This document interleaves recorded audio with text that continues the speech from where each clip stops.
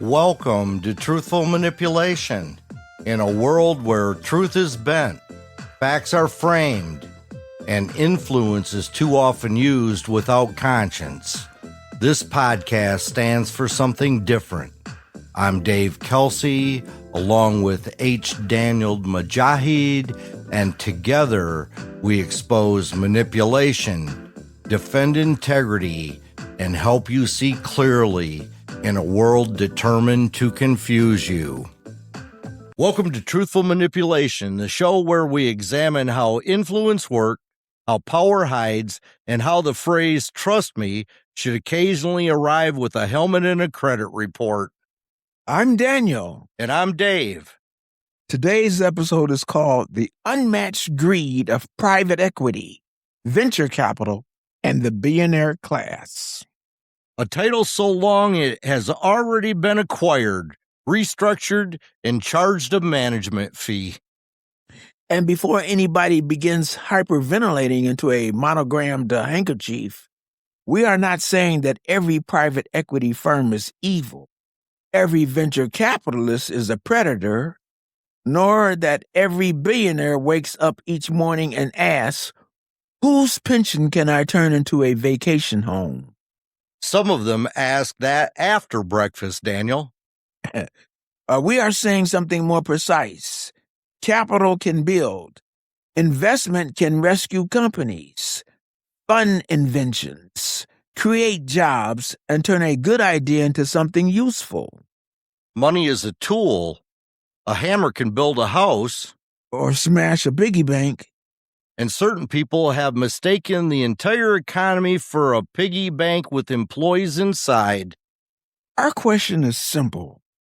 What happens when accumulating more becomes more important than protecting the people who created the value? And the follow-up question is even simpler. How much is enough? 1 million? 10 million? A billion? 10 billion? A private island with a backup island in case the first island feels crowded? At some point, wealth stops being about comfort. Because once you can afford groceries without comparing coupons, comfort has pretty much reported for duty. Then it becomes status, control, access, the ability to shape laws, markets, media, workplaces, and public conversation. The money's no longer buying things. It's buying distance from consequences. That's what it's doing. And greed at that level does not look like somebody grabbing the last dinner roll. It looks polished. It has a slide deck.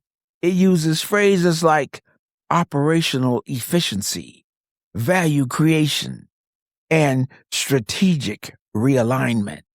If somebody says strategic realignment, check whether your job's being aligned with the parking lot. The language matters because extraction rarely introduces itself as extraction. Nobody walks into the company meeting and says, "Good morning, we have decided to make ourselves richer by making your life less stable." They say, "We're unlocking value." Yeah, whose value? Usually not yours. Yours is apparently locked in the room they sold last Tuesday. So today we are following the money, translating the vocabulary, and putting human beings back into the spreadsheet. Because a spreadsheet is very calm about suffering. It never cries, never misses a mortgage payment, and never asks why the CEO got a bonus for eliminating the department that did the work. And that's where we begin.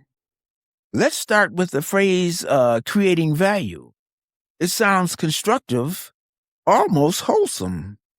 Like building a birdhouse or remembering your anniversary. But value can be created in several ways. You can invent something better. You can train people.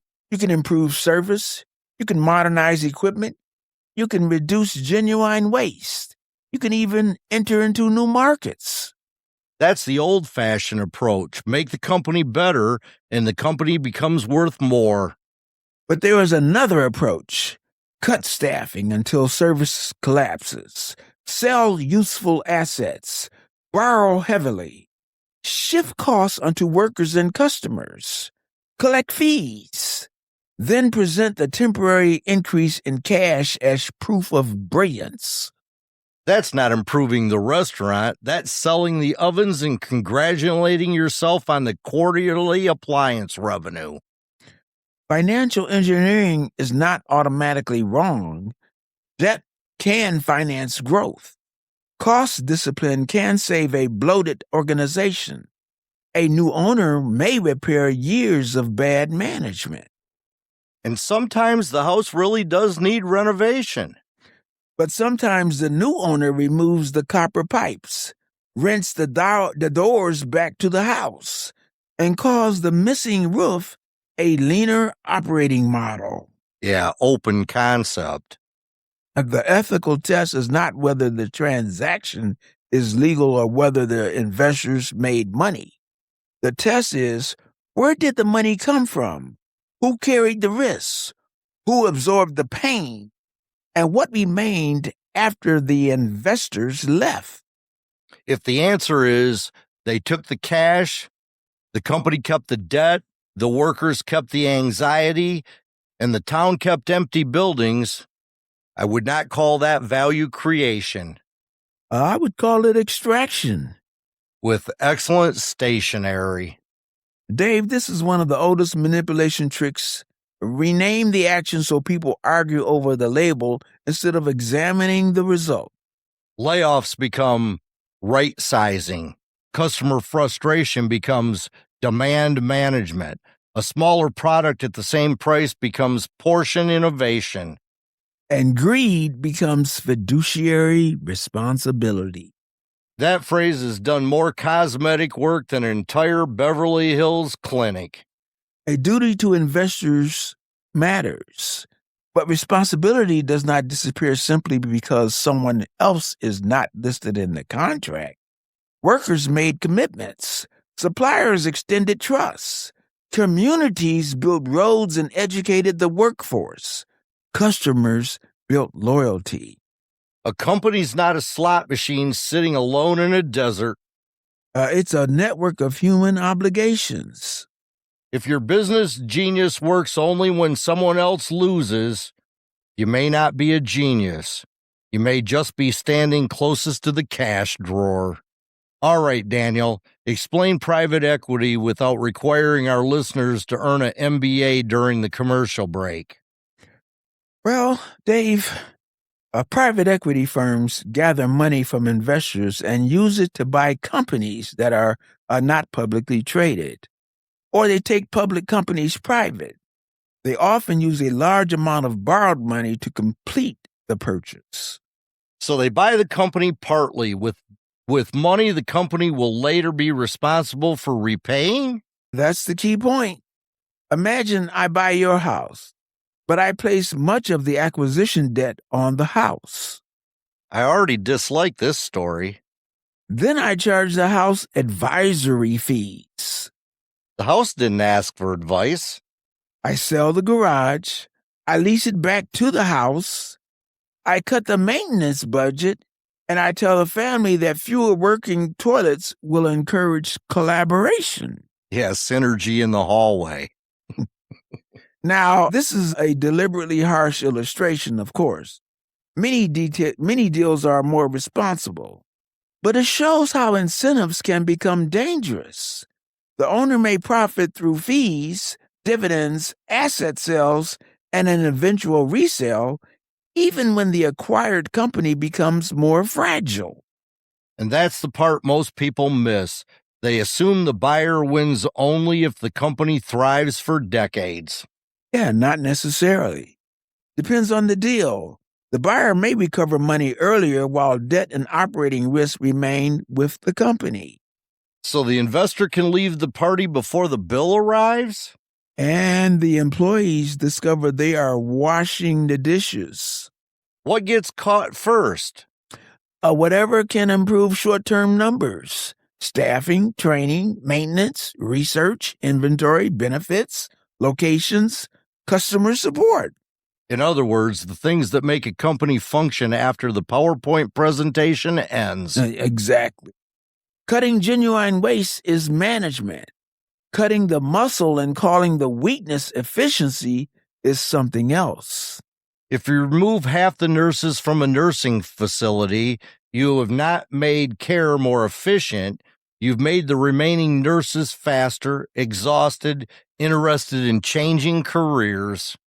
And when service deteriorates, leadership may blame the employees who were placed in an impossible situation. That's like removing two wheels from a car and writing up the driver for poor cornering.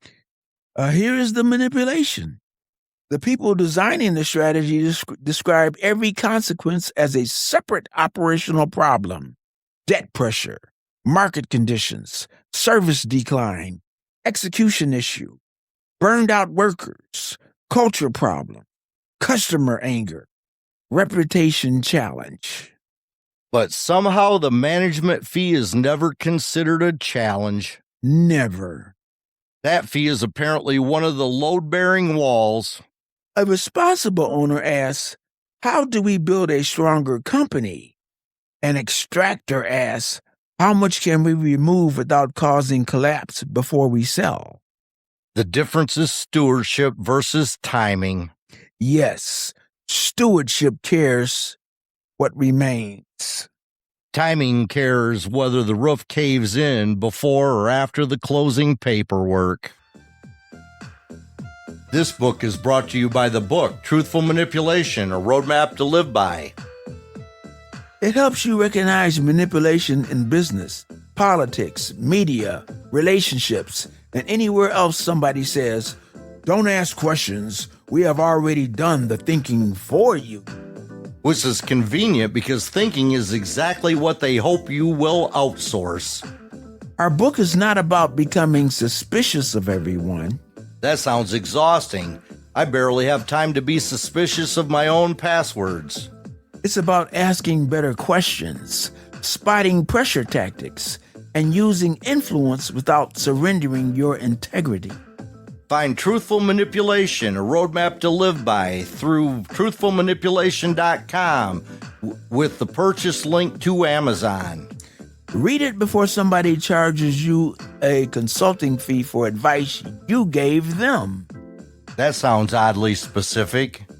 Yeah, I've been paying attention. And now back to the show. Now venture capital, same thing. No, related word, different model. Venture capital usually funds younger companies with high growth potential. Most may not become major successes, so investors depend on a small number of extraordinary winners. They're looking for the next company that goes from 2 people, 1 laptop, and a dream to 20,000 employees and a congressional hearing. That pressure for exceptional returns shapes behavior. A healthy business that grows steady may not be enough. Investors may want massive growth, a dominant market, and a lucrative exit. A profitable little company can be treated like a disappearing child because it did not become the moon. Founders may be pushed to scale before the product, culture, or economics are ready. Hire quickly, spend quickly, expand quickly, discover the business model sometimes between the rooftop party and the emergency board meeting. Again, venture capital has financed remarkable innovation. Some ideas require years of funding before they can succeed. Investors accept real risk. And they should earn a return when they take responsible risk. But risk does not excuse dishonesty. Move fast and break things. Sounds bold until the things being broken are people's livelihoods, privacy, savings, or trust. It's easy to enjoy disruption when you own the stock instead of the thing being disrupted. The startup mythology can also turn founders into secular prophets. They are told they are changing the world. Even when they're inventing a subscription service for socks. The mission becomes sacred. Skepticism becomes negativity. Employees who raise concerns are told they are not aligned. Not aligned is corporate language for you noticed the smoke before we finish selling tickets to the bonfire. When growth is the supreme value, ethics becomes a speed bump. Worker protections, product safety, truthful marketing, and customer care are treated as friction. But friction is what lets the brakes work. Exactly. And when the growth story fails, employees are laid off. Founders may lose control. Customers are stranded. Investors write down the loss and move to the next portfolio. the people at the top call it learning experience. The people at the bottom call it rent. There's something ethically upside down about celebrating the person who made the reckless bet while describing everyone who paid for it as unfortunate collateral. A humane system does not eliminate risk. It makes the people with the most authority carry a meaningful share of it. And if you get the applause when the rocket launches, you should not become an innocent bystander when it lands in somebody's kitchen. Now we arrive at the billionaire class. A group so wealthy that class sounds less like economics and more like seating arrangements. Our culture often treats enormous wealth as proof of enormous wisdom. If someone has $10 billion, we assume he understands transportation, education, medicine, government, free speech, agriculture, space travel, and how everybody else should raise their children. Success in one domain does not create universal expertise. A dentist could be an excellent dentist. I still don't want him landing the airplane because he owns more drills than the pilot. The halo effect is powerful. Wealth attracts praise, access, favorable coverage, political attention, and a surrounding class of people whose income depends on not saying, "Sir, this is a terrible idea." And when everyone in the room laughs at every joke, you may be hilarious. Or you own the room. Or their mortgages. Billionaires can contribute tremendous good. Philanthropy can support research, education, public health, arts, and communities. Giving matters, but that usually doesn't happen with this class of billionaires today. But generosity should not purchase immunity from scrutiny. Donating a fraction of a fortune does not answer questions about how the fortune was accumulated, how workers were treated, or how power is exercised. You can't take the ladder from the building, donate one step back, and demand your name on the lobby. There is also a democratic concern here. One person with extraordinary wealth can possess more practical influence than millions of ordinary citizens. We each get one vote. Some people get one vote. 3 lobbying firms, a media platform, a policy institute, and lunch with the committee chair. That is not a conspiracy. It's an imbalance of access. A perfectly legal imbalance can still bend the floor. And then comes the myth of self-creation. The billionaire says, "I built this." Perhaps they did, perhaps they didn't. But roads are built, courts enforce contracts, schools educated workers, scientists develop fundamental knowledge, customers supplied revenue, employees supplied time. No fortune is created in a vacuum. Even vacuum companies need customers. The problem is not achievement. The problem is forgetting the ecosystem that made achievement possible. Humility is remembering that the parade also needed a street. And greed is demanding a toll from everyone who watched. Isn't that the truth? Let's put the workers back in this conversation. A spreadsheet lists labor as a cost. That is mathematically accurate and morally incomplete. Because labor is a nurse who stays late, a cashier covering 2 jobs, a mechanic who knows which machine makes the strange sound before it fails. It is institutional knowledge, trust, skill, relationships, the things that do not fit neatly into the quarterly calculation. And then somebody announces a 10% staff reduction as if 10% of the workforce were decorative palsy. The remaining employees absorb the work. Service deteriorates. Errors increase. Burnout spreads. Management calls for greater engagement. Nothing engages an employee like doing 3 jobs while receiving an email about wellness. Perhaps with a webinar titled Resilience During Transformation, hosted by someone working remotely from a sailboat. The cruelty is often hidden by distance. The people choosing the cuts may never meet the people affected. They see a row, not a face. And distance makes moral imagination optional. If they had to sit across from every person whose health insurance you eliminated, the meeting might last longer than the side label savings. Communities suffer too. A large employer closes. Suppliers lose business. Tax revenue fails. Vacant buildings spread. Families leave. And the investor calls it an exit. The town calls it home. That's the sentence, isn't it? Yep. The investor calls it an exit. The town calls it home. This is why ethics cannot stop at the legal boundary of the corporation. Decisions radiate outward. And people who demand credit for every benefit should accept responsibility for at least one of the damages. But our system often personalizes success with socialized failure. And when the deal works, visionary leadership. When it fails, market forces. When profits rise, executive brilliance. When wages stagnate, economic reality. And when the company needs sacrifice, employees are family. And when the sale closes, the family is informed that Christmas has been outsourced. The language of family is especially manipulative when loyalty travels in only one direction. If the company is truly a family, stop introducing dad to a new owner every 4 years.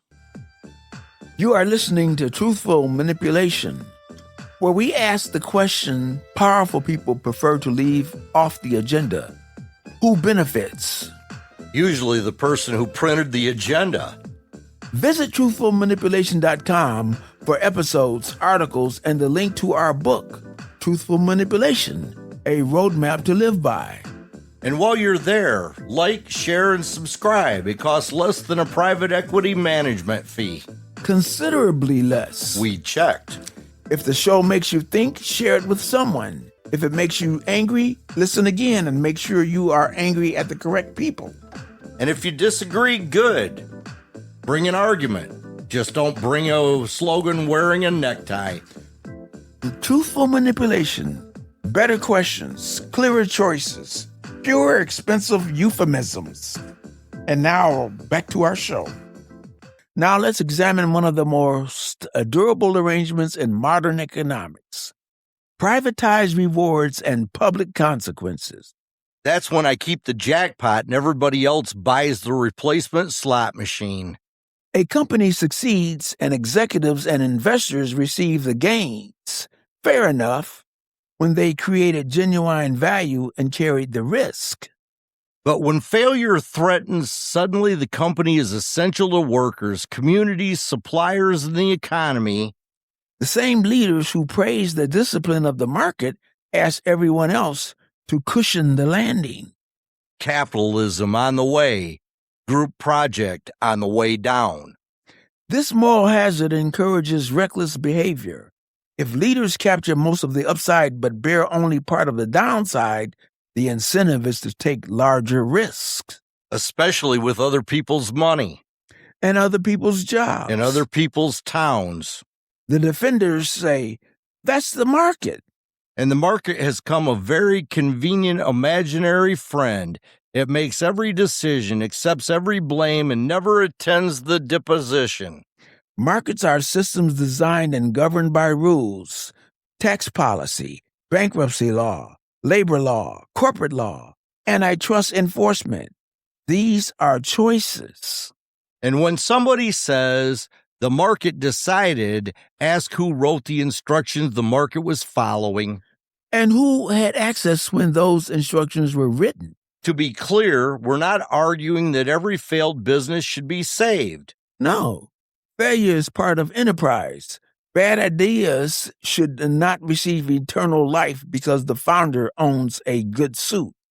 Some businesses fail honesty. Customers leave. Technology changes. Competition wins. The ethical problem is engineered fragility. Loading an organization with obligations, extracting cash, underinvesting in operations, and then blaming outside forces when the weakened company collapses. If you drain the swimming pool, don't blame gravity when nobody can swim. Accountability means matching authority, reward, and consequence. And the more control you exercise, the harder it should be to pretend that outcomes simply happen near you. Power without consequence is not leadership. It's a luxury subscription. We should pause here because fairness matters. If we turn every investor into a cartoon villain, we become the manipulators. Correct. Dave, some private equity owners provide needed capital, professional management, technology, and discipline. Some rescue companies that would otherwise disappear. Some venture capitalists patiently support founders solving hard problems. Some wealthy people pay employees well, invest for the long term, give generously, support democratic institutions, and understand that ownership creates obligations. So wealth itself is not the crime.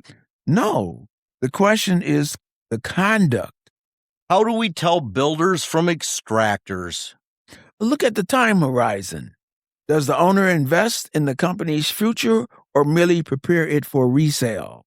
Look at debt. Is borrowing substantial and productive, or is the company being forced to finance its own vulnerability?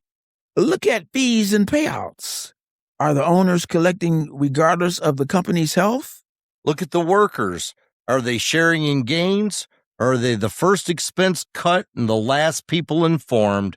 And look at customers. Is service improving? Is quality protected? Look at what remains after the owner leaves. Now, that last question is crucial. Stewardship leaves an institution stronger than it found it. Extraction leaves a receipt. And sometimes a crater. A responsible investor can earn an excellent return. Ethics does not require incompetence. You are allowed to make money. You're even allowed to make a lot of money. But profit should be evidence that value was created, not proof that value was successfully transferred from people with less leverage. It's the only people celebrating are the people who wrote the deal. The champagne may be trying to tell you something. Ethical capitalism requires more than consent hidden inside of contracts. It requires transparency, reciprocity, responsibility, and limits. Limits. A word that makes billionaires react like toddlers hearing that the restaurant is out of chicken fingers. Because greed does not ask, do I have enough? It asks, why does anyone else still have some? Now let's identify the manipulation techniques. Number 1, euphemism. Extraction becomes value creation. Layoffs become optimization. Reduced service becomes a streamlined customer journey. Your journey is streamlined because nobody answers the phone. Number 2, inevitability. Leaders say there was no alternative. There is always no alternative immediately after the alternative that protects executive compensation is removed from consideration. Number 3, false urgency. We must act now. The deal will disappear. The company will collapse. There is no time for workers, regulators, or communities to examine the consequences. Urgency is often the pickpocket of informed consent. Number 4, Hero worship. A wealthy buyer is introduced as a visionary savior. He has arrived to rescue the company from the terrible burden of owning its buildings. Number 5, blame displacement. When the strategy harms performance, blame employees, customers, regulation, interest rates, anything except the incentives of the people in control. The captain drills a hole in the boat and gives the crew a seminar on positive thinking. Number 6, complexity. Make the financing so technical that ordinary people feel unqualified to question it. You don't need to understand every instrument to ask why the company has more debt, fewer employees, worse service, and happier owners. Exactly. Complexity can explain a transaction. It cannot excuse its consequences. Number 7, selective measurement. Track everything that supports the story and ignore everything that contradicts it. Revenue per employee improved. Because half the employees are gone. Customer service experience declined. Because customers cannot reach anyone. Real estate efficiency increased. Because the building was sold. Morale is difficult to qualify. Because everyone who filled out the survey was laid off. The defense against all 7 techniques is the same. Slow down and ask plain questions. Who benefits? Who carries the debt? Who can walk away? Who cannot? What is being sold? What is no longer being maintained? What happens in 5 years? And whenever somebody gives you 47 slides without answering one plain question, the slide may be the answer. A quick reminder, if you want to comment on today's episode, email us at truthfulmanipulation@gmail.com. Visit truthfulmanipulation.com for more episodes, articles, and the link to buy our book on Amazon. And please like, share, and subscribe. Algorithms are powerful creatures, and if you don't feed them, they wander off and recommend a 12-minute video explaining why your refrigerator is judging you. Share the show with someone who enjoys serious ideas, honest questions, and jokes approved by absolutely no private equity advisory committee. Truthful Manipulation, helping you recognize the sales pitch before the sales pitch recognizes your wallet. And now back to the conclusion of this week's episode. It's easy to criticize. What does the better model look like? First, sustainable debt. Borrowing should strengthen the business, not place a timer on its survival. Debt should buy the company a future, not sell the future to buy the company. Second, shared rewards. When employees help create exceptional gains, they should participate meaningfully in those gains. Yeah, not with a pizza party. No. Especially not one pizza for the entire shift. Third, long-term investment. Maintain equipment, train people, protect safety, support innovation, build customer trust. The boring things that successful companies were made from before everyone started speaking fluent deception. Fourth, transparent incentives.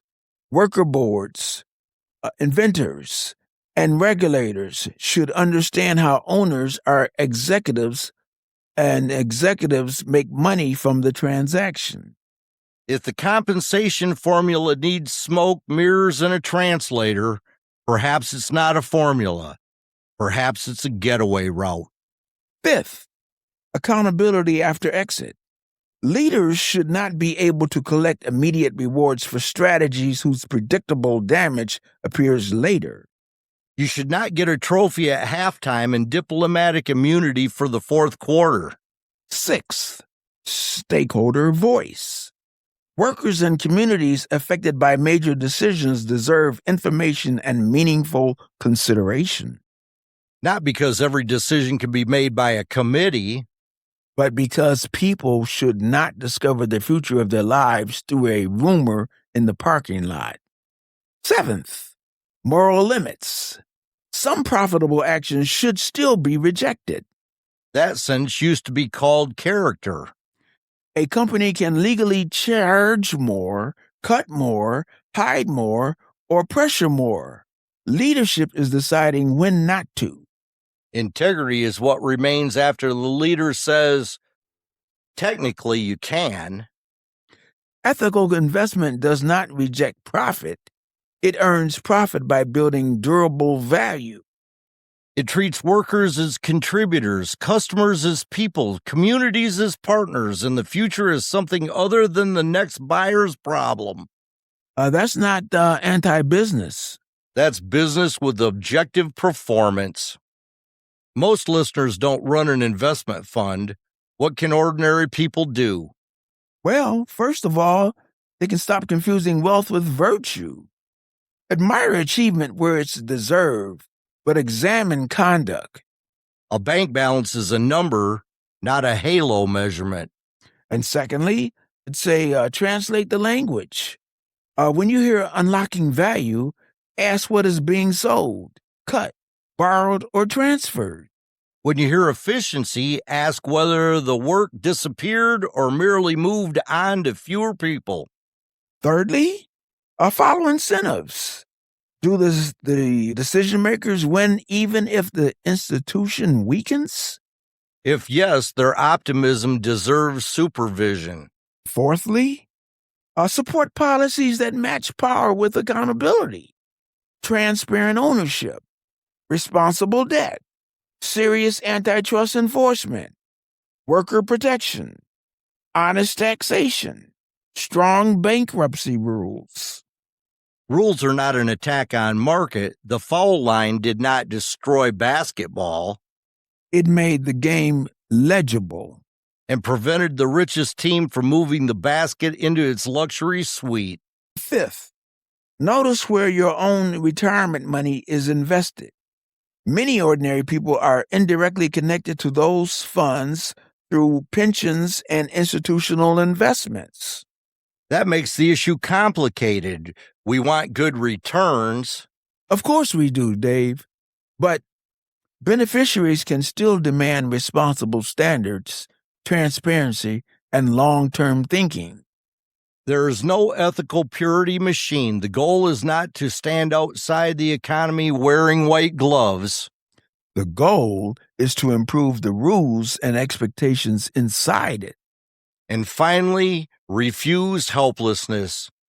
Concentrated wealth wants the public to believe complexity makes scrutiny impossible. But you can ask simple questions. Who benefits? Who pays? Who decides? Who gets blamed? What remains? And why is the person demanding sacrifice standing next to a new yacht?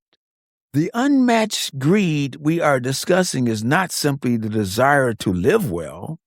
A comfortable home, security, travel, helping your family, those are understandable goals. The problem begins when wealth becomes permission to destabilize companies you did not build, a permission to treat employees as disposable, a permission to shape public life without public accountability.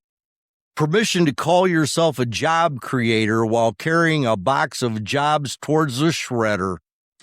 Private equity is not inherently immoral. Venture capital is not inherently immoral. Being a billionaire is not by itself proof of moral failure. But none of those titles is proof of moral success either. The moral question is what power does when it believes nobody can stop it. Does it build? Does it share? Does it repair? Does it accept limits? Or does it extract, rename the extraction, and purchase applause? Wealth is not wisdom. Profit is not proof. Legality is not character. And a successful exit is not evidence that everyone survives the journey. The finest investors understand that money comes with responsibility. The finest leaders understand that people are not raw material. And the finest system is not one where everybody becomes wealthy. It's one where Becoming wealthy does not require making everyone else powerless. Capital should serve the enterprise. The enterprise should serve human needs. And human beings should never become acceptable losses in somebody else's victory speech. When investors leave a company stronger, employees more secure, customers better served, and communities more stable, call that value creation. And when they leave the money and everyone else stays with the debt, call it what it is. Extraction. Wearing a business suit. Now, I'm Daniel. And I'm Dave. And this has been Truthful Manipulation. Ask who benefits. Ask who pays. And if somebody tells you the deal is too complicated to understand, that is when you should start asking louder. Thanks for listening. And that brings us to the end of another episode of Truthful Manipulation, the show where we question the story, examine the motive, and occasionally wonder how certain people manage to put on their shoes without a communications director. It's an impressive operation. If you enjoyed today's conversation, or even if we irritated you just enough to make you think, we would like to hear from you. Questions, comments, topic suggestions, thoughtful disagreement, or a polite explanation of why Daniel is wrong. Do not encourage fiction, Dave. You can email us at truthfulmanipulation@gmail.com. We may not agree with every comment, but we believe honest conversation is a lot more useful than everybody shouting into separate corners of the internet. And it's considerably cheaper than group therapy. Visit our website at truthfulmanipulation.com.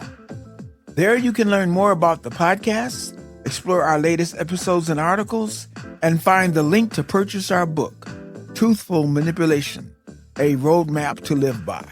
It's the perfect book for anyone who wants to recognize manipulation, think more critically, and stop becoming unpaid customer service for somebody else's nonsense. Please remember to like, share, follow, and subscribe wherever you listen to or watch the show. And share the episode with a friend, relative, coworker, neighbor, or that one person who desperately needs to hear it. But will immediately assume the episode is about somebody else. Naturally. Leaving a rating or review also helps more people discover the show. It may seem like a small gesture, but it makes a real difference. Unlike clicking like on a motivational quote and then yelling at somebody in the grocery store parking lot. Integrity does require a little follow-through. Until next time, keep asking questions. Check the facts. Examine the motive. Ask who benefits. Keep your sense of humor. And never surrender your judgment to the loudest person in the room. Because the truth doesn't need a costume.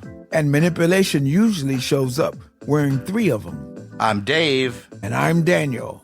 This has been Truthful Manipulation. Tell the truth. Keep your humor. And do not become customer service for the lie.